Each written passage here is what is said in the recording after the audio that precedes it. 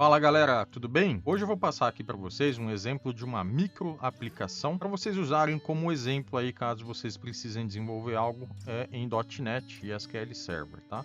Então o resultado aqui foi esse, a gente tem uma tela de autenticação, onde você coloca um login e uma senha, é validado isso aqui no banco de dados, inclusive essa senha ela é criptografada antes de ser validada, né? Assim que a gente passa da tela de autenticação, a gente exibe uma espécie de relatório sumarizado aqui com as informações do nosso estoque, né? Então quantidade de produtos em estoque, produtos que estão com estoque baixo, produtos com estoque alto, e também temos duas telas bem simples aqui de cadastro, tanto de produto como de usuários, e assim como na tela de autenticação, aqui no nosso cadastro de usuários a gente implementou um mecanismo de criptografia de senha, tá? Então é por isso que o vídeo acabou ficando um pouquinho longo, por mais que seja uma aplicação super simples, a gente teve que usar alguns mecanismos aí, como criptografia, autenticação, conexão com o banco de dados usando o Entity Framework, automação da criação das tabelas aí com o Migrations do Entity Framework. Então, aproveita! E para essa aula de hoje, você vai precisar do C#. Então você precisa instalar o .NET 8 e o SQL Server na sua máquina. Se você não tem essas duas ferramentas instaladas, eu vou deixar o link aqui e o card para você acessar os vídeos onde eu explico o passo a passo de como instalar essas duas ferramentas. Primeiro passo aqui então, você vai abrir o seu Visual Studio. Nós vamos criar uma aplicação nova do tipo MVC. Vamos só buscar por MVC aqui, essa primeira opção, que já tem um C#zinho aqui, você pode dar 2 cliques nela. Vamos dar o nome aqui de controle de produtos e pode avançar. Vamos utilizar a versão do .NET 8 e somente isso. Pode criar a aplicação. E como eu expliquei, nós vamos utilizar o Entity Framework Core para fazer a comunicação com o banco de dados. Então, para isso, nós vamos ter que instalar esse framework no nosso projeto. Para fazer essa instalação, nós vamos ter que fazer uma busca no navegador. Pode abrir uma aba nova aí no seu navegador e buscar por Entity Framework Core Tools Reference. Esse primeiro resultado do site oficial da Microsoft, você pode abrir. E aqui, um pouco abaixo, ele já oferece os comandos que são necessários para você instalar esse framework. Então você pode copiar esse primeiro comando, que é o .NET Tool Install Global.NET EF.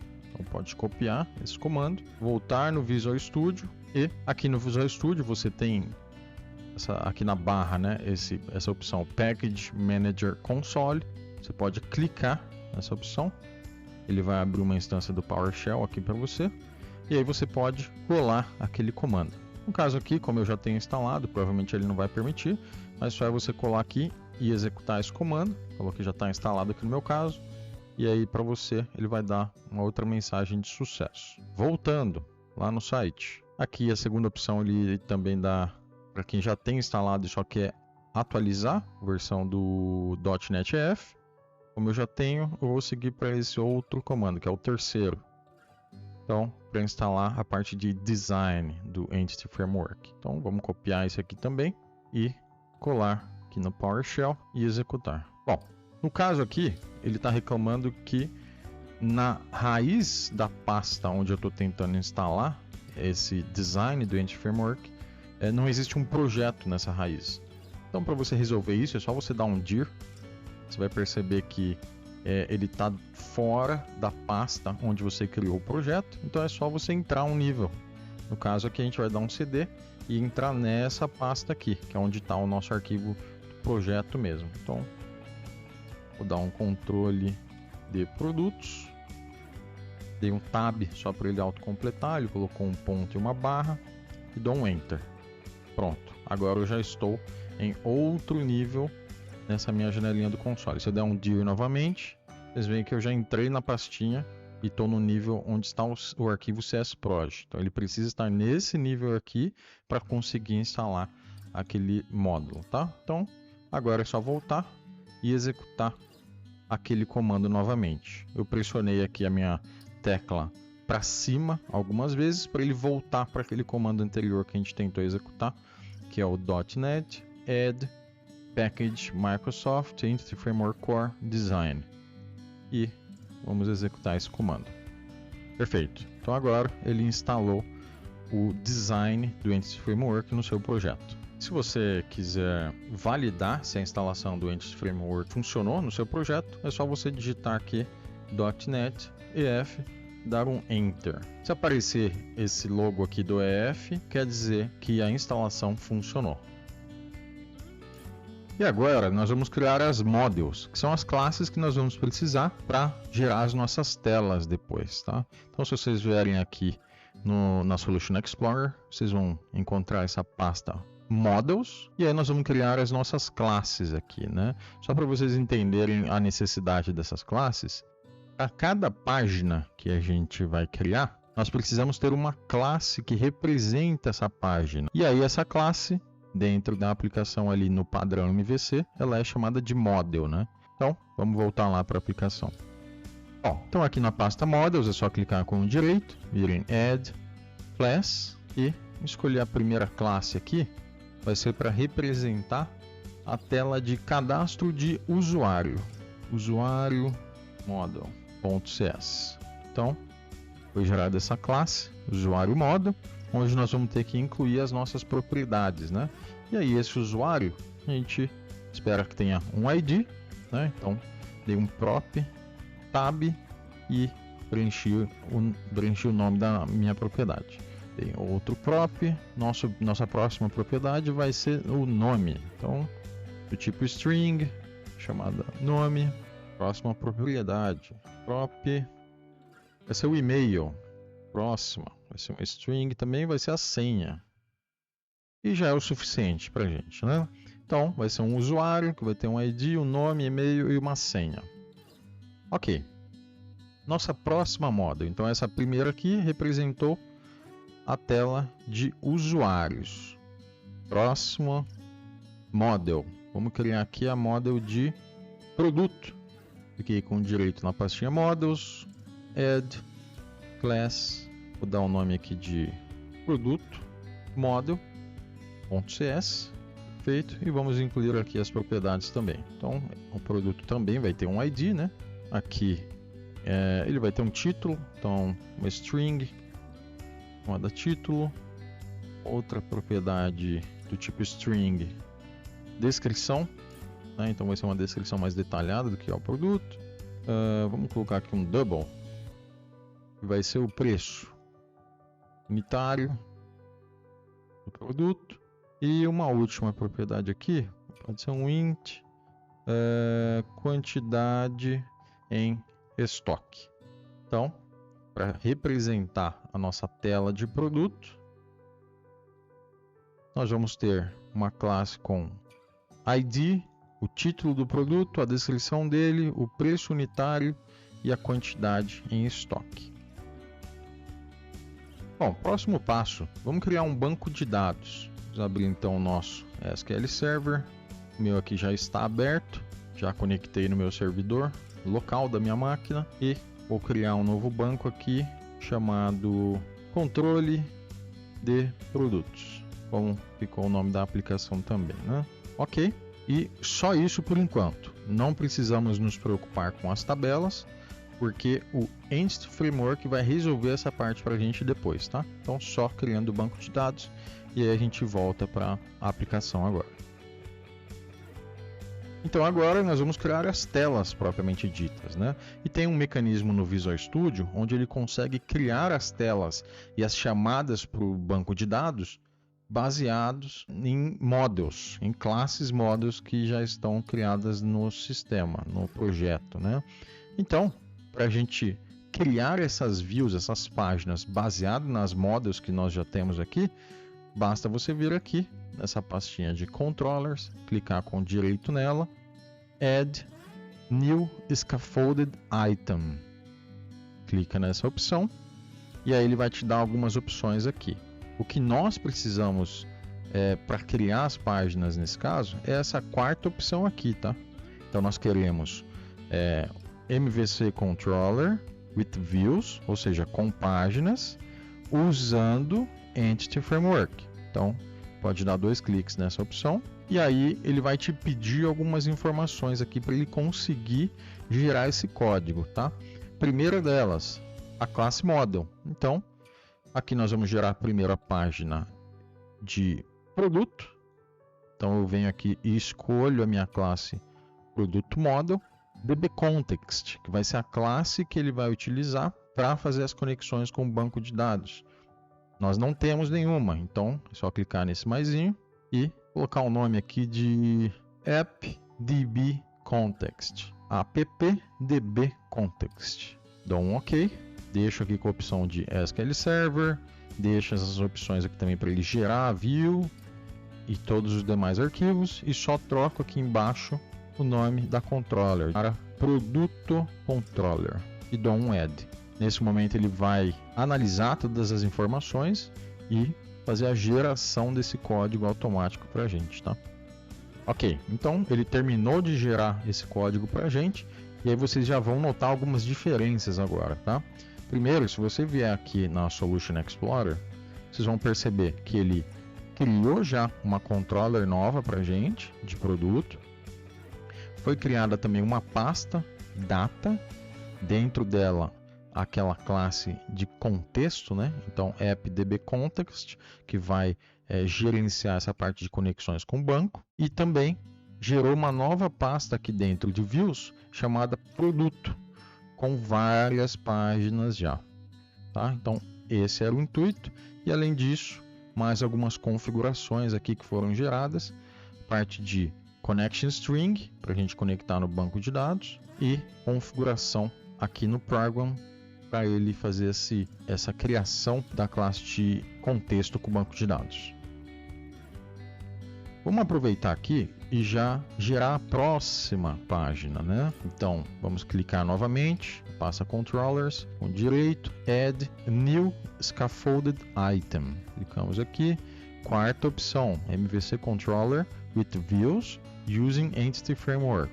2 cliques nessa opção. Como nós já criamos a de produto, agora nós vamos criar a de usuário. Então, clica aqui na classe de usuário. Vamos reutilizar a mesma classe de contexto, né? Então, AppDBContext, que a gente tinha criado já. E vamos mudar aqui o nome da nossa controller para ficar usuário controller. Pode dar um add e ele vai passar pelo mesmo processo novamente. Ótimo. Então, mais uma vez, ele incluiu novos arquivos aqui de forma automática para a gente, né?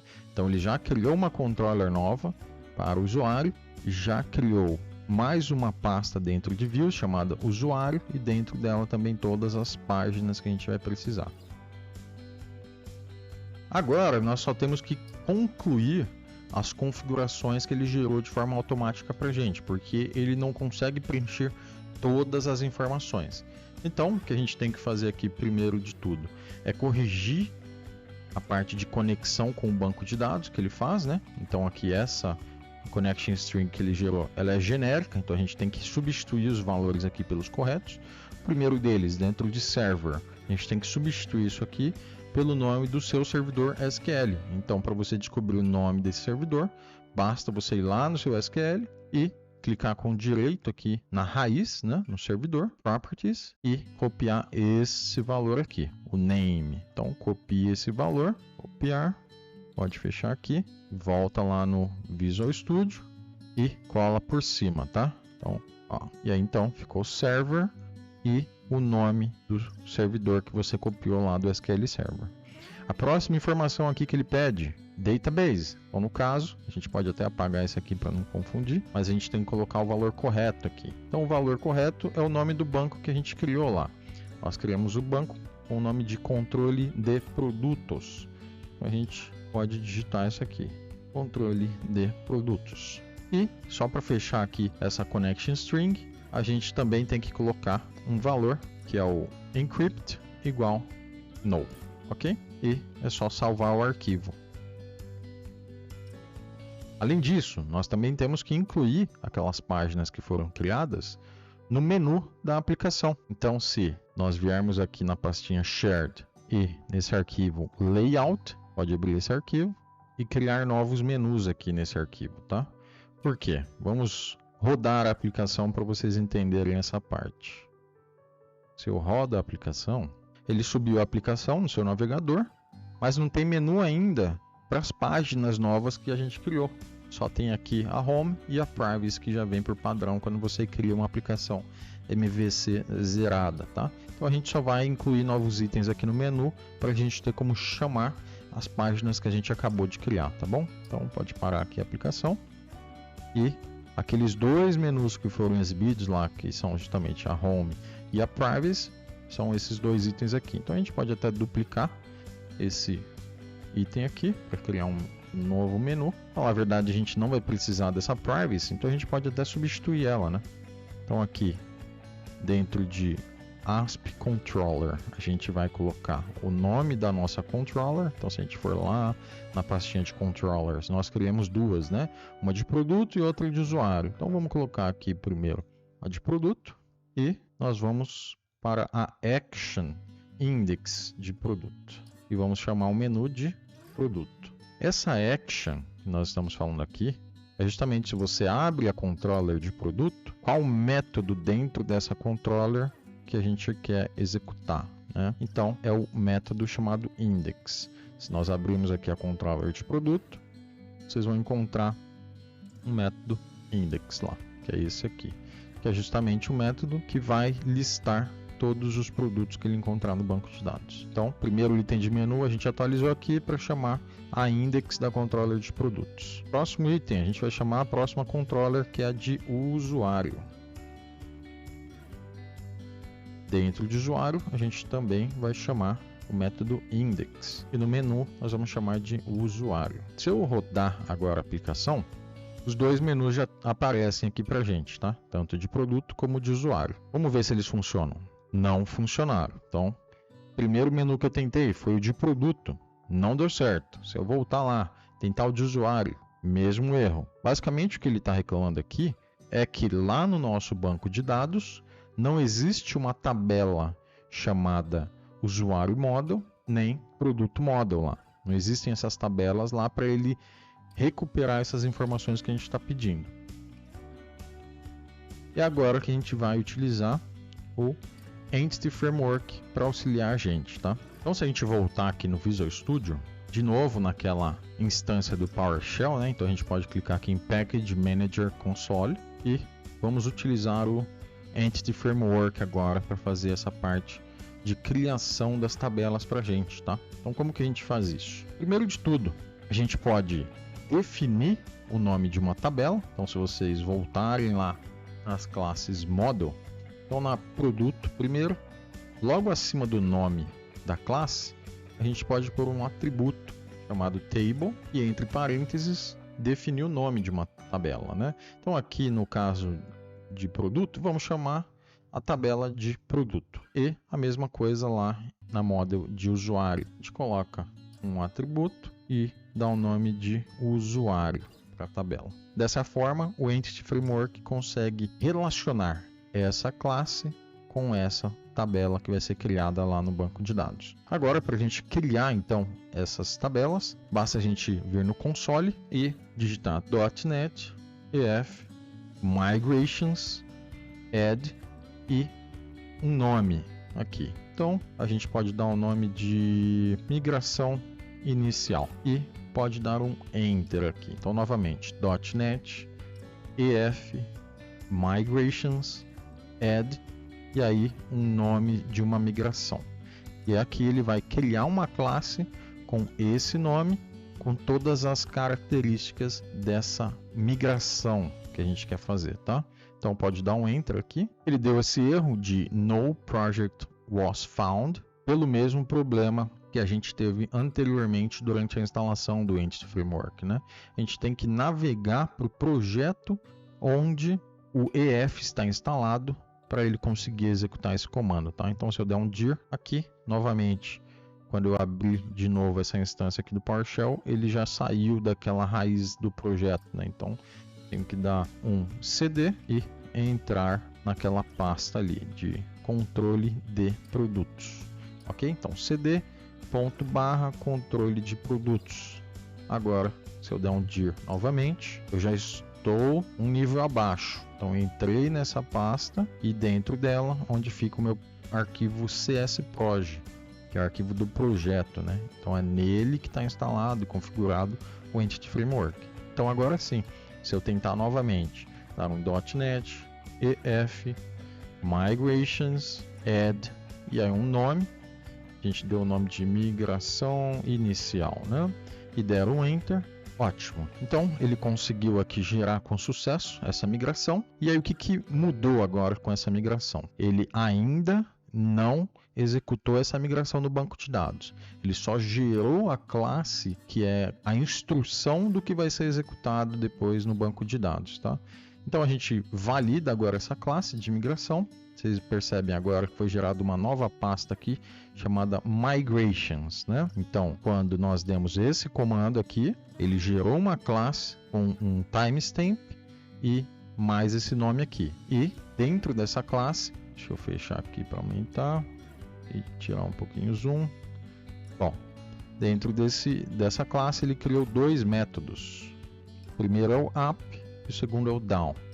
Então, o up basicamente é quando eu rodar uma instrução para ele atualizar o banco de dados com essa nossa migração, ele vai executar o que estiver dentro do up. E se por acaso eu tiver algum problema e precisar desfazer o que esse meu app fez, o down é executado e aí ele remove tudo que o app criou. Então, dentro do nosso app, a gente tem que revisar o que ele está sugerindo aqui de criação para a gente, né? Então, basicamente, ele está sugerindo duas coisas. A primeira é a criação de uma tabela chamada produto com determinadas colunas, né? Então, coluna de ID, título, descrição, preço unitário, quantidade em estoque e com uma primary key. Então, essa é a primeira tabela que ele já está sugerindo aqui para a gente criar. E a segunda tabela é o nome de usuário, as colunas ID, nome, e-mail, senha e uma PK também. Uma vez que é feito então essa validação, que aparentemente está correta essa sugestão dele, né? A gente solicita a execução desse script aqui, tá? Então, para a gente fazer a execução disso daqui, a gente volta no console, dá um .NET EF Database Update. Então, quando a gente roda esse comando, tudo que está dentro desse método up é executado, é convertido para script de banco de dados e é executado lá no SQL Server, tá? Então, vamos voltar aqui no nosso console e dar um Enter. Perfeito. Então, ele fez toda a execução para a gente. E agora, se a gente volta lá no SQL Server, expande aqui o nosso banco de dados que estava vazio, abre aqui a pastinha Tables e lá ele já gerou as duas tabelas automaticamente para a gente, tá? Ele também gera mais uma tabela aqui, que é a de controle de histórico dessas migrações do EF Core, tá? Mas o que importa para a gente são só essas duas e ele gerou direitinho aqui com a PK e todas as demais colunas. Então a gente consegue voltar agora para o nosso projeto e executar essa aplicação. A gente pode fechar essa classe aqui, ela não é necessária mais para a gente. Vamos executar aqui o projeto. Bom, nós temos os dois menus aqui que a gente criou. Primeiro de produto, vamos abrir aqui. Ótimo, então ele já não dá aquele erro mais que estava dando para a gente, que não existia a tabela, né? Então agora ele já conseguiu encontrar a tabela, só que não tem nada cadastrado lá, então ele não retornou nada para a gente. A mesma coisa aqui na tela de usuário. Ele também conseguiu encontrar uma tabela chamada usuário e não tinha nada para retornar para a gente. Então a gente pode até fazer um teste aqui para ver se está funcionando mesmo. Essas telas que foram geradas de forma automática pelo Visual Studio para a gente. Ó, ele também gerou uma telinha aqui de cadastro. A gente pode criar aqui um produto, pode ser esse mesmo aqui, ó, PS5, é um console da Sony, preço unitário, vamos deixar em 3.899. Nós temos um estoque de 10 unidades. Vamos dar um create aqui. Olha lá, então já gerou aqui o cadastro de um produto pra gente. Vamos lá para o usuário também. Vamos dar o nome aqui de teste, vai ser teste@teste.com e a senha vai ser 123. Perfeito. Já fez o cadastro aqui também. Só que, claro, como a gente está falando aqui de um cadastro de usuário que tem senha, nós temos que melhorar algumas coisas aqui que ele não gera automaticamente para a gente, né? Então, por exemplo, a senha a gente não quer exibir nessa tela e a gente também não quer guardar ela no banco de dados assim desprotegida. A gente quer criptografar essas informações, né? Então, vamos lá. Bom, então a gente pode voltar no nosso projeto, né? E Vamos resolver essa parte da criptografia, né? A gente não quer cadastrar usuários que fiquem com a senha desprotegida, né? Então, como que a gente pode resolver essa parte? A gente pode parar aqui a execução da aplicação e vamos criar uma pastinha nova aqui na nossa solução, chamada... Vou clicar com direito aqui então no projeto, né? Dar um Add New Folder. Vamos chamar ela de segurança. E aí, dentro dessa pasta de segurança, vamos criar uma classe chamada criptografia. Bom, aqui nós precisamos criar alguns métodos para a gente conseguir criptografar e descriptografar as informações, né? Então, o que a gente pode fazer aqui? Bom, primeiro de tudo, vamos utilizar algumas bibliotecas. Então, a primeira que nós vamos precisar é a de system.io e também vamos precisar da system.security.cryptography. E por fim, vamos precisar da system.text. Agora, a gente também precisa de dois valores para embaralharem essas senhas, tá? E nós vamos utilizar um framework que faz criptografia de dados, né? Mas ele precisa de algumas chaves para ele se basear e conseguir embaralhar esses dados, tá? Então, vamos criar essas duas variáveis que vão ser as chaves de embaralhamento. Então, a nossa primeira chave vai ser privada, somente leitura, e vai ser um array de byte. Vamos chamar essa chave aqui de key, né? Nossa segunda, vamos chamar de IV, então IV, ok? Vamos criar o construtor dessa nossa classe para definir essas chaves, né? Então, para criar o construtor é só digitar ctor, né, e dar um tab. E aí ele cria automaticamente o construtor da classe para a gente. E aqui o que nós vamos definir é o valor da nossa chave primeiro. Então o valor de key vai ser igual a... E agora a gente precisa definir um array de byte, né, a base 64. Então para a gente fazer isso, é só dar um convert from base 64 is string. E aqui nós temos que passar uma string para ele fazer essa conversão. E a mesma coisa para a próxima chave. Por enquanto eu deixei um valor ali vazio, porque nós vamos buscar e gerar aí essas chaves agora, tá? Então, mesma coisa aqui para o IV, convert from base 64 string. E vamos deixar vazio por enquanto.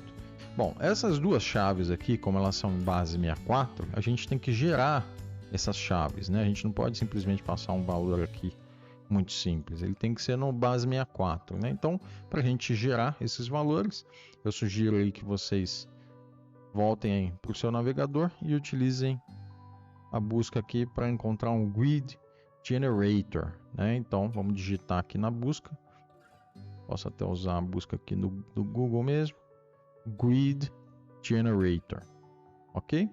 Fazendo essa busca, primeiro resultado aqui, esse site gratuito de geração de grids, né? Justamente um site para você gerar senhas e enfim. A gente consegue gerar aqui dois, né? Que nós vamos precisar de duas chaves lá. Então, só colocar um 2 aqui e habilitar essa opção de base 64 e clicar em generate. Perfeito. Então ele gerou aqui duas chaves em base 64 para a gente, são senhas, né? E a gente consegue utilizar lá na nossa aplicação. Então, vamos passar aqui o key, primeira chave, e segundo valor aqui na segunda chave. Eu estou dando um exemplo bem simples de como configurar essa parte de criptografia, mas num cenário real mesmo, numa aplicação corporativa, essas chaves elas são muito bem protegidas, tá? Porque é justamente isso que uma invasão, um hacker, enfim, ele vai buscar dentro do seu sistema, é conseguir encontrar essas chaves para ele conseguir descriptografar as senhas que ele conseguir roubar do banco de dados, tá? Então isso aqui, em uma situação mais próxima do real, né, ficaria muito bem guardado em algum lugar provavelmente fora da aplicação, mais protegido, onde a aplicação só consegue buscar o resultado da utilização dessa chave e não a chave propriamente dita. Ok? Mas aqui só para a gente ilustrar, né, como que seria esse mecanismo completo de criptografia, a gente já está implementando direto aqui dentro do nosso projeto. Bom, e aí dando sequência, vamos criar o nosso primeiro método. Vai ser o método criptografar. Então, vamos deixar ele como público. Ele vai retornar uma string, né? Então a ideia é que ele receba um valor descriptografado, criptografa esse valor e devolva ele criptografado, né? Então, criptografar. E aí, como eu falei, ele vai receber uma string descriptografado, né? Então ele vai receber um valor descriptografado e vai ter que criptografar esse valor e retornar ele, né? Deixa eu fechar aqui. Bom, para fazer essa criptografia, nós vamos utilizar a biblioteca AES, tá? Então, AES, vamos chamar aqui essa biblioteca .create, né? Então, a gente cria aqui essa variável do tipo AES e cria essa variável, né? Chama o método create dessa classe. Bom, e aí agora a gente tem que definir as chaves, né? A primeira vai ser, de fato, a propriedade key. A gente vai utilizar essa aqui que a gente preencheu aqui em cima. E a próxima é a IV, que também preenchemos aqui em cima. Ok? Então ele precisa dessa combinação de duas chaves aí em base 64 para ele conseguir fazer a criptografia. E agora nós vamos precisar chamar uma interface chamada iCryptoTransform. Vamos chamar ele de encriptador e vamos aceitar a sugestão dele aqui. Só que na verdade esse método ele tem que receber aquelas duas chaves, né, que nós criamos. Então AES ALG.key, AES ALG.iv. Então a gente tem que passar as duas chaves aqui para essa interface, tá? Depois nós vamos ter que criar algumas outras variáveis para manipulação desses valores, tá? O primeiro é um memory stream e aqui nessa variável do tipo memory stream vamos chamar ela de mscriptografar. É igual a new memory stream. Próximo aqui é o crypto stream. Vamos chamar ele de CS criptografar, criar uma instância dele aqui, passando aquele MS que a gente criou na linha de cima, né? E também passando o nosso encriptador, escolhendo a opção de escrita. Então, write aqui, né? Então, aqui dá um zoom só para ficar bem claro o que a gente fez. Então, a gente criou mais uma variável do tipo cryptostream. No construtor dela, a gente teve que passar o ms criptografar, né? Que está na linha de cima. Passamos o encriptador, que é a nossa variável onde nós setamos as nossas chaves, os segredos, né? E escolhemos a opção aqui de escrita. Podemos encerrar aqui essa instrução. E a próxima é a outra variável do tipo streamWriter. Streamwriter sw criptografar. Vamos criar uma instância dele, passando o nosso CS criptografar da linha de cima. Vamos abrir aqui essa sugestão que ele deu, as chaves, né? E dentro nós vamos dar um sw criptografar.write. E aí nós vamos passar o valor descriptografado e encerrar a instrução. Então vamos lá para a nossa controller de usuário, procurar pelo método onde ele faz o cadastro do usuário, né? No caso é o método create. Nesse método aqui a gente vai criptografar a senha antes dele guardar essa informação no banco, né? Então, no caso aqui ele está incluindo no contexto esse usuário que está com a senha descriptografada e salvando ele no banco de dados. Antes dele mandar isso para o banco de dados, a gente vai chamar a nossa nova classe, que é a de criptografia. Então vamos criar uma instância dela, né? E utilizar essa instância para criptografar a senha do usuário, né? Então, esse usuário que nós estamos recebendo lá da tela, essa senha dele, vamos criptografar ela. E o resultado dessa criptografia, nós vamos colocar por cima da senha que veio sem criptografia, né?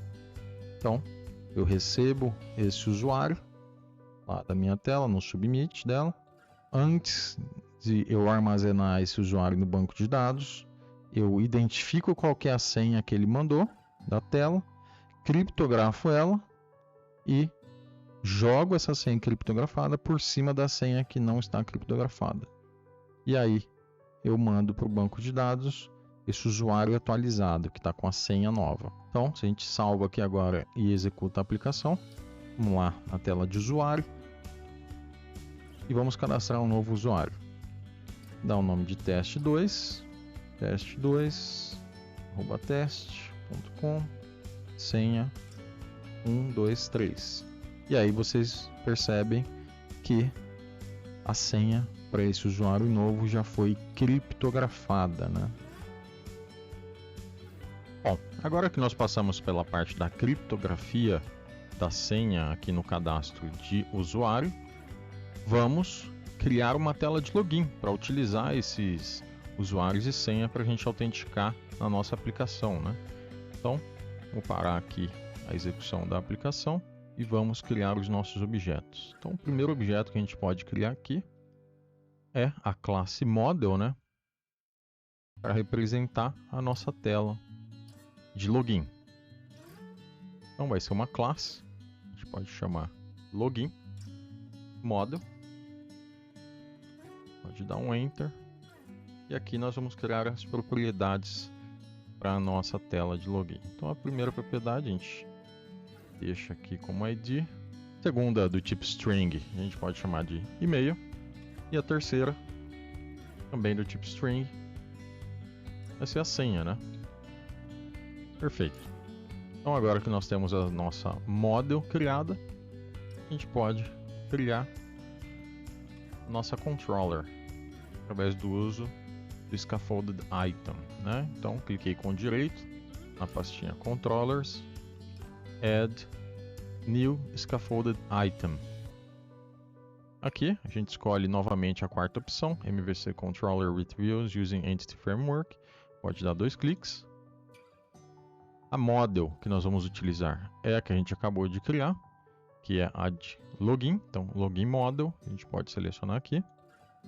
Vamos aproveitar o mesmo appdb context que a gente já utilizou para as outras páginas. E a diferença aqui é que nós não queremos gerar as views, as páginas. Vamos criar uma por conta própria. E vamos renomear aqui essa controller que vai ser gerada para login controller. E pode seguir. Ok, então aqui agora foi gerado uma controller para login. Vamos dar uma filtrada aqui nessa controller. Vou minimizar aqui a Solution Explorer. E vamos deixar somente a index, que vai fazer a exibição da página de login. Nesse caso, não vai ter acesso ao banco de dados. Eu vou apresentar a página de login e senha e não preciso buscar nenhuma informação no banco de dados para exibir essa página. E aí eu removo os demais métodos. A gente pode só reaproveitar esse post. A gente deixa um método de post aqui para a gente ajustar ele. A gente pode remover todos os outros métodos.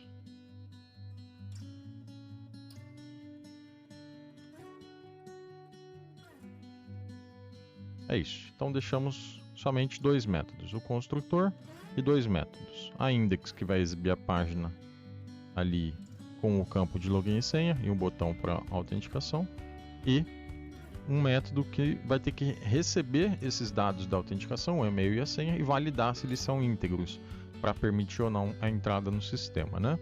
Então, vamos renomear esse método aqui para validar credenciais. E aqui nós vamos receber somente o e-mail e a senha. E aqui nós também temos que informar o nome desse método que vai receber o post, né? Então, vamos só copiar aqui o nome e colar aqui esse verbo do post. Vamos colocar essa página de login como a página inicial da nossa aplicação agora. E para a gente fazer isso, nós temos que vir aqui na classe Program. Lá embaixo, próximo do final, ele tem essa opção aqui, Map Controller Route. Então a default aqui vai ser a primeira que vai ser carregada, né? Então aqui nós vamos usar a de login na action, ou seja, no método dentro da controller index. E não precisamos receber nenhum ID. Então agora só falta a gente criar a nossa página. Dentro da pasta Views, a gente pode criar mais uma pastinha aqui. Então cliquei com direito em Views, vim em Add, New Folder. E vamos chamar de Login essa página e vamos incluir esse arquivo CS.html nesta pasta. E vamos chamar de Index. Somente isso. E pode dar um Add. Ok, então agora nós temos a nossa página Index. Vamos tentar rodar a aplicação aqui.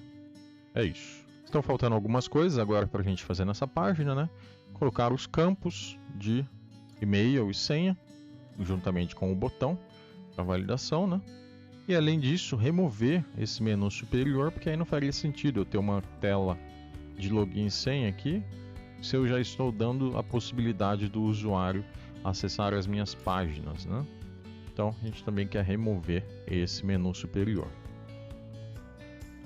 Para remover esse menu superior, nós vamos ter que mudar o template que essa página está utilizando.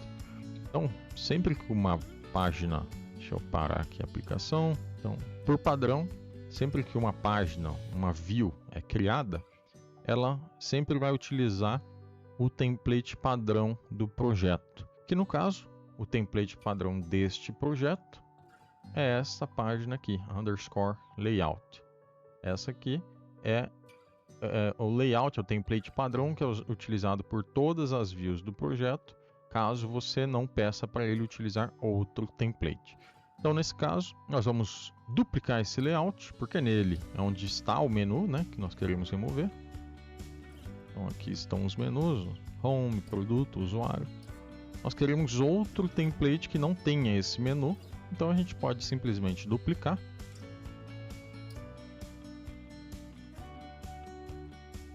Esse template. Vamos renomear ele para layout _ sem menu e vamos fazer a limpeza desse template aqui, né? Então, o que nós não queremos que o usuário veja quando entrar na nossa aplicação. Nós não queremos que ele veja o botão de menu, também não queremos que ele veja o menu e também não queremos que ele veja o footer. Ok? Então a gente pode simplesmente apagar toda essa estrutura e essa aqui do footer também. Agora temos que fazer com que a nossa página utilize aquele novo template que nós criamos, né? Então, para isso, aqui dentro dessa tag, aqui no começo da página, basta a gente definir a tag layout. Essa propriedade layout é quem vai definir o template que essa página vai utilizar. Então, aqui nós vamos utilizar aquele template que nós criamos, que é chamado _layout sem menu. Ok, salvei. Vamos tentar rodar a aplicação novamente. Perfeito. Então agora não temos o footer, mas nem o menu para o usuário acessar diretamente as nossas páginas. E aí a gente só vai ter que preencher agora essa página aqui de login. Então, vamos parar a aplicação. Vamos remover esse título. Vamos colocar aqui como login. E aí eu vou colar aqui um trecho da nossa página para acelerar o processo, tá? E aí vocês podem pausar o vídeo e copiar essa estrutura aqui. Vocês devem ter percebido que aqui ele deu alguns erros, então ele não está reconhecendo algumas propriedades. A gente tem que definir aqui a referência para model, tá? Que é aquela nossa classe que a gente criou. Então, logo no topo da nossa página, a gente tem que definir essa tag model apontando para a nossa pasta, né? No caso, o nosso projeto é chamado controle de produtos. Vamos até o namespace models e escolhemos a model que vai ser utilizada nessa página. No caso, vai ser a de login, né? Pronto. Então agora já existe a referência para aquela model dentro da nossa página e a página consegue entender essas propriedades que nós estamos usando, que são as propriedades que a gente criou na classe, né? Então, se a gente navegar lá para a nossa classe login, essas são as propriedades que a gente está utilizando na tela.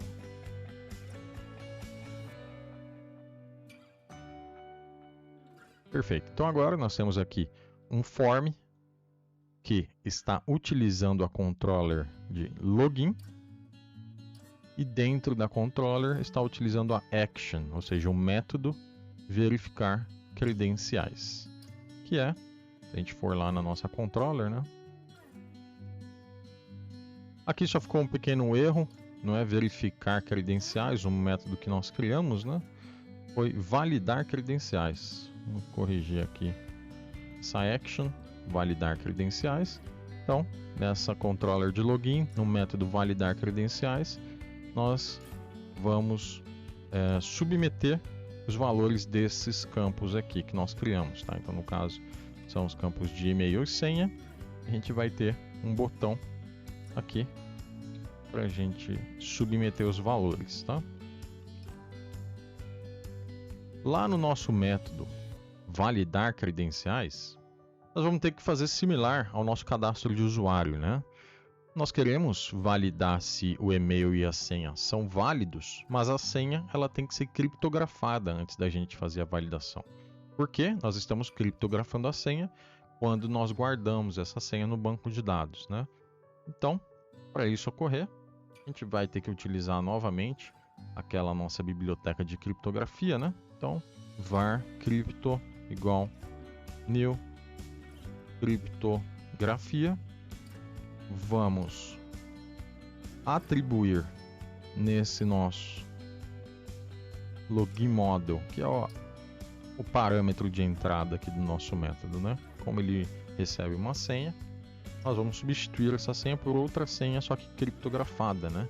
Então, a gente chama a biblioteca de criptografar, e passamos como parâmetro aqui, login model.senha. Tá? Então, a gente criptografa a senha e substitui a senha que não está criptografada, porque essa não interessa para a gente, né? E fazemos uma validação no banco de dados para ver se a gente encontra algum usuário com aquele e-mail e aquela senha criptografada, né? Então a gente pode buscar aqui, vamos criar um objeto usuário que vai buscar no contexto dentro de usuário model, onde o e-mail do usuário seja igual a login.email e a senha seja igual a essa senha criptografada que nós acabamos de criptografar, né?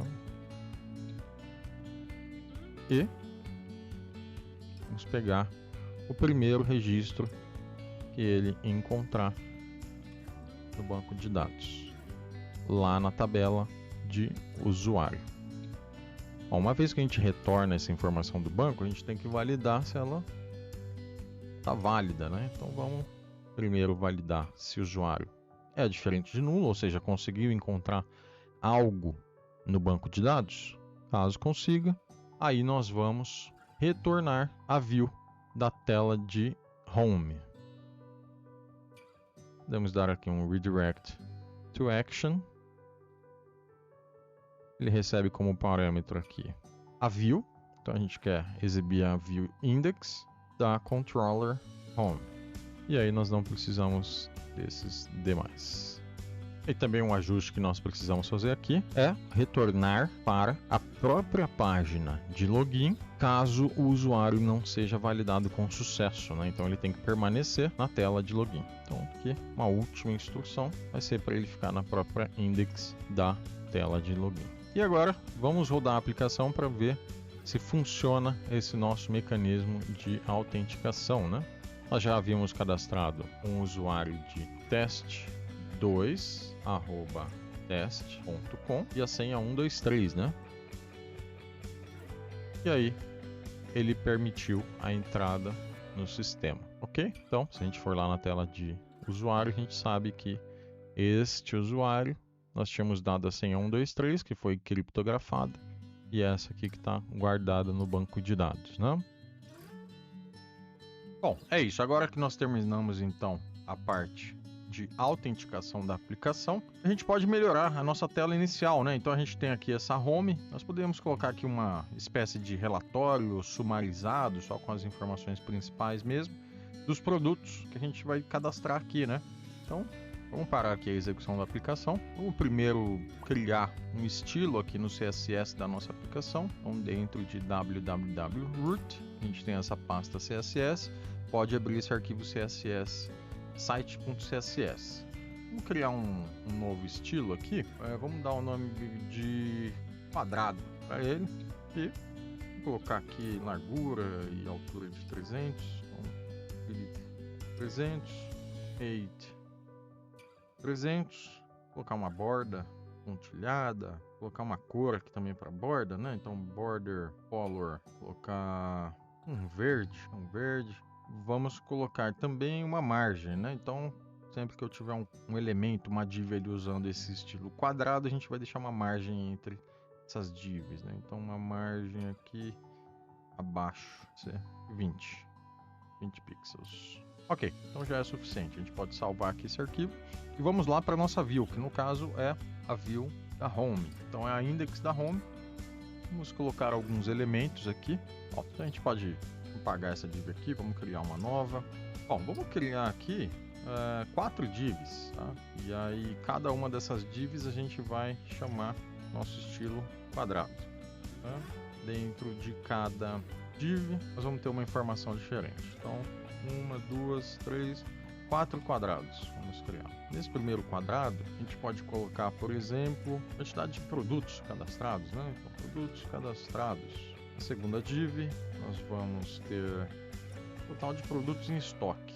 Na nossa terceira div, a gente pode ter aqui cuidado, estoque baixo. Então, a gente vai avaliar ali baseado numa condição e exibir alguns determinados produtos aqui que estão com um estoque mais baixo. E o último a gente pode fazer o contrário, né? Então, ajustar estratégia de venda.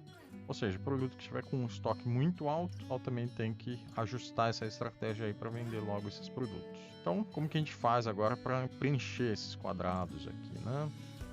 Bom, aí vamos colocar uma div aqui só para eles ficarem na mesma linha, né? Então, isso aqui vamos chamar row e aí vai fazer o papel de uma linha, então essa div, e aí tudo que estiver dentro dela vai ficar um do lado do outro, né? Bom, agora a gente pode ir lá na nossa controller da home e aqui no método index, né? Então assim que ele entrar na página da home, na index da home, a gente já pode carregar aqui os nossos valores, né? Então, por exemplo, a gente pode utilizar a viewBag que vai transferir esses valores lá para a página, né? A gente pode aqui utilizar a propriedade do viewBag e carregar aqui como pensar. A primeira informação que a gente quer carregar aqui é produtos cadastrados. Então vamos copiar isso daqui. Carregar aqui a viewBag com mais esse valor. E aí, como que nós vamos carregar esse valor aqui? Bom, vamos criar todas as propriedades primeiro, aí a gente só vem preenchendo depois os valores, né? Então a próxima vai ser uma viewBag. Então, qual que é a segunda informação aqui? Total, produtos, estoque. Então, valor nulo aqui por enquanto, viewBag. Estoque baixo, vamos usar esse nome aqui, estoque baixo. Então, estoque baixo, nulo, e aí por fim, vamos pegar aqui, ajustar estratégia de venda, ajustar estratégia venda, igual a nulo. Ok, então agora como que nós vamos preencher cada uma dessas informações aqui, né? Produtos cadastrados. Ó, como nós vamos acessar o banco de dados, nós precisamos trazer o contexto do DBContext, né, para essa controller. Aqui a gente pode criar esse logger, a gente não está utilizando, né? Então a gente pode até substituir ele aqui por um appdb context, pode ser chamado context, e nós também podemos substituir aqui no construtor essa injeção aqui de dependência pela dependência do appdb context. Vamos dar o nome de context aqui e vamos atribuir o valor como sugerido aqui. Underscore context vai receber o valor de context que chegar no construtor. Então, dessa forma, eu já consigo utilizar esse atributo, está disponível para mim. Então, se eu quiser utilizar o banco de dados, basta eu chamar o underscore context, meu objeto de produto, que vai bater na tabela de produto no banco de dados, e executar a minha query. Então, no caso aqui, eu quero saber a quantidade de produtos cadastrados, então é só dar um count de todos os produtos que retornarem para mim do banco. Segunda informação, novamente, para bater no banco de dados, vou usar o context, vou bater na tabela de produtos e eu quero saber o total de produtos em estoque. Então eu tenho que somar, né? Tenho que dar um sum, abrir aqui, usar uma função e somar a propriedade quantidade em estoque de todos os produtos que retornarem da tabela. Estoque baixo. Então, novamente, acessar o banco de dados pelo context, vamos na tabela de produto e agora a condição é diferente, né? Então, onde o estoque estiver baixo, qual que é a condição que a gente pode definir aqui para considerar que o estoque está baixo, né? Então, vamos primeiro de tudo usar um where, onde nós vamos ter que usar uma função também, e se nós estamos falando do estoque, nós estamos falando da propriedade quantidade em estoque, né? Então, onde a quantidade em estoque for menor do que 3, por exemplo, então to list para ele retornar o que ele encontrar no banco de dados, e a gente só quer retornar os 3 primeiros, tá? Então vamos dizer que ele encontre 10 produtos que estão com menos de 3 em estoque, eu só quero pegar os 3 primeiros que ele encontrar. E aí o último aqui, ajustar a estratégia venda, vamos usar aqui o contexto, bater na tabela de produto, vamos usar o where para ter uma nova condição aqui, que vai ser onde a quantidade em estoque for maior que 10, por exemplo, né? Então, quando tiver menor que 3 é porque o estoque está baixo, quando tiver maior que 10 é porque está muito alto. E aí a gente segue a mesma estratégia, dou um toList para ele executar essa chamada no banco e só pego os 3 primeiros que ele encontrar, certo? Então, dessa forma eu já executei 4 operações, 4 consultas lá no banco de dados e preenchi essas propriedades aqui da ViewBag. Agora é só eu utilizar essas propriedades lá na minha página, no meu front, né? Então, para utilizar, eu posso, por exemplo, criar aqui um novo span e utilizar a minha ViewBag, né? Então, primeira propriedade que foi preenchida da ViewBag, produtos cadastrados. Segunda, então, vou criar um novo span e dentro desse span vou chamar a minha ViewBag, próxima propriedade. Para os próximos aí já muda um pouco, né? Porque aí não é um valor único que eu estou aguardando para os próximos, né? Eu estou aguardando uma lista de produtos. Então todos os 3 produtos que estiveram com estoque baixo. Então nesse caso eu vou ter que fazer um for each aqui, né? Então eu posso criar parágrafo, abro um for each. Nesse for each eu vou pegar os produtos que eu encontrar na minha ViewBag aqui nessa propriedade, né? Então estoque baixo, e eu executo a lógica do meu for each aqui. No caso, eu quero que todo o índice que ele encontrar nesse for each, ele percorrer nesse for each, ele crie um span. Vamos aumentar esse span aqui, porque para ele ficar maior, né, o texto. Vou colocar aqui, então, ele vai exibir. Aqui eu chamo o produto e o nome da propriedade que eu quero exibir, né? No caso, a propriedade que eu quero exibir aqui é o título do meu produto, né? Então, produto.título. Eu quero colocar até entre parênteses aqui a minha quantidade de produtos que estão em estoque para esse produto que eu estou exibindo, né? Eu vou exibir o título dele e entre parênteses a quantidade que nós temos dele. É quantidade, como é o nome da propriedade? Quantidade em estoque. E a mesma coisa para o último quadrado aqui do nosso relatório, né? Nós vamos ter que criar aqui um parágrafo e fazer um for each nele. E aí nós vamos pegar o último valor da nossa ViewBag que for preenchido aqui. Para cada índice que ele percorrer dentro desse for each, nós vamos criar um span que vai exibir o produto.título e entre parênteses ele vai exibir o produto. Assim como aqui em cima, quantidade em estoque. E vamos rodar para ver como que ficou o resultado, né? Bom, passei pela minha tela de autenticação, test2@test.com e 123 a minha senha. E agora ele já exibiu algumas informações aqui pra gente. Bom, esses dois quadrados eles ficaram vazios porque nenhum produto atendeu as condições que nós colocamos lá, que são menor do que 3 ou maior do que 10, né? Então vamos cadastrar alguns produtos aqui para ver. Vamos cadastrar um novo aqui. Xbox Series X, console da Microsoft, preço unitário $399. Nós temos 5, criar mais um, iPhone 15, Mobile da Apple, $5,499. Esse aqui nós temos 20.